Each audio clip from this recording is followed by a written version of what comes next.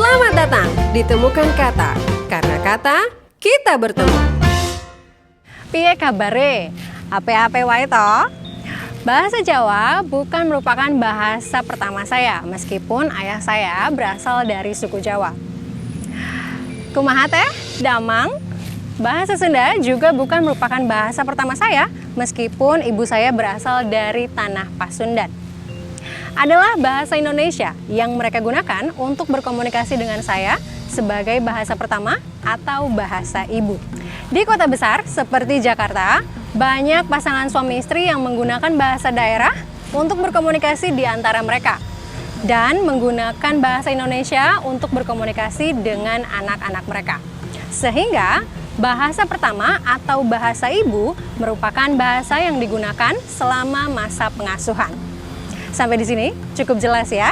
Sementara terdapat perbedaan istilah antara pemerolehan bahasa dan pembelajaran bahasa. Dapatkah Anda membedakannya? Istilah pemerolehan bahasa digunakan untuk bahasa pertama atau bahasa ibu. Karena pemerolehan bahasanya dilakukan secara alamiah, tidak disengaja di dalam lingkungan keluarga pengasuhan. Sementara istilah pembelajaran bahasa digunakan untuk bahasa kedua karena merupakan sesuatu yang dapat dikuasai hanya dengan proses belajar secara sadar dan disengaja. Keterampilan berbahasa seseorang bergantung pada adanya kesempatan untuk menggunakan bahasa tersebut. Wajar kalau bahasa pertama lebih dikuasai daripada bahasa kedua.